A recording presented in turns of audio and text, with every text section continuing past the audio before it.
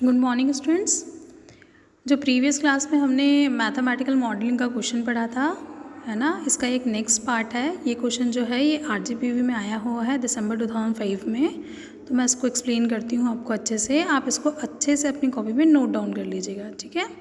तो क्वेश्चन क्या है हमारा, obtain the transfer function x1s by fs of the mechanical system. और एक मैकेनिकल सिस्टम हमारे पास गिवन है। आप इस मैकेनिकल सिस्टम को देखिए, आप इसमें क्या क्या लगा हुआ है, एक स्प्रिंग, एक मास और एक डैम्पर लगा हुआ है, ठीक है। फ्रिक्शन क्या है, कोई फ्रिक्शन नहीं है। दो डिस्प्लेसमेंट यूज़ हो रहे हैं, ठीक। तो सबसे पहले हमें जब हम सॉल्व करते हैं तो हमें क्या करना होता है, सबसे पहले इसका फ्री बॉडी डायग्राम बनाना होता है, ठीक। तो फ्री बॉडी डायग्राम बनाएंगे तो हम कहाँ से स्टार्ट करते हैं, हमेशा जहाँ पे फोर्स अप्लाई हो रहा है वहाँ से। तो अब आप देखेंगे जहाँ फोर्स अप्लाई हो रहा है उस पर क्या कनेक्टेड है, एक डिस्प्लेसमेंट कनेक्टेड है, दैट इज़ x1। और उस x1 और x2 के बिटवीन क्या कनेक्टेड है, स्प्रिंग कनेक्टेड है। तो हमने उन दोनों के बीच में क्या लगा लिया, एक स्प्रिंग लगा ली। अब स्प्रिंग लगाने के बाद हम देख रहे हैं उससे क्या कनेक्टेड है, x2 कनेक्टेड है, ठीक। x2 कनेक्ट हो गया।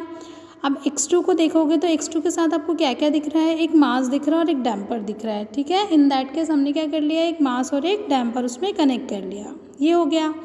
अब इसके बाद हमें क्या करना पड़ता है, हमें इसकी इक्विलिब्रियम इक्वेशंस निकालनी पड़ती है दोनों नोड्स पे, है ना। तो नोड्स कितने हैं हमारे पास, x1 और x2। जितने डिस्प्लेसमेंट होते हैं उतने ही नोड्स होते हैं। तो x1 और x2 क्या हो गए, हमारे दो नोड्स हो गए। अब आप निकालेंगे, आपको दिख रहा है, सबसे पहले हम फोर्स से स्टार्ट करते हैं। तो Ft इक्वल टू क्या दिख रहा है, सिर्फ एक आपको क्या दिख रही है, स्प्रिंग दिख रही है, लेकिन वो स्प्रिंग कहाँ कनेक्टेड है, दोनों नोड्स के बिटवीन। तो क्या हो जाएगा, Ft equal to k x1 minus x2, ठीक। ये हो गई हमारी इक्वेशन नंबर 1। अब जब हम सेकंड इक्वेशन निकालेंगे तो हमें दिख रहा है x2 नोड की अगर हम इक्वेशन निकालते हैं तो वहाँ पे क्या दिख रहा है कि कोई भी फोर्स नहीं है। तो फोर्स की जगह क्या हो गया, 0 हो गया। और आगे देखेंगे तो क्या दिख रहा है आपको, k x1 minus x2 plus, ठीक है, x2 अभी क्या था, वो k x1 माइनस x2 था। अब फोर्स अप्लाई हुआ तो क्या हो गया, वो x1 माइनस x2 स्प्रिंग हो गई। और क्या हो जाएगा, m d square x2 by d t square, ठीक, plus b dx2 by d t. यहाँ पर आपको डी टी स्क्वेयर नहीं दिख रहा है, इसे डी टी स्क्वेयर हमें लिखना है, ओके। अब देखो, अब हम क्या कर लेंगे, हम इसका लाप्लास ले लेंगे। लाप्लास लेते हैं तो क्या होता है, जो टर्म टी के फॉर्म में होती है वो किस फॉर्म में हो जाती है, एस वाले फॉर्म में हो जाती है, ठीक। तो क्या हो गया यहाँ पे, F S equal to K x1s minus x2s, ठीक। ये किसका लाप्लास ट्रांसफॉर्म है, इक्वेशन नंबर 1 का।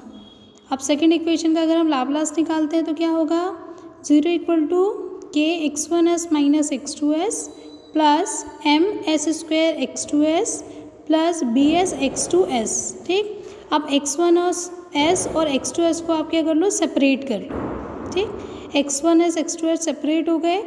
सेपरेट होने के बाद हमने क्या कर लिया, x2 को किस फॉर्म में ले लिया, x1s के फॉर्म में ले लिया।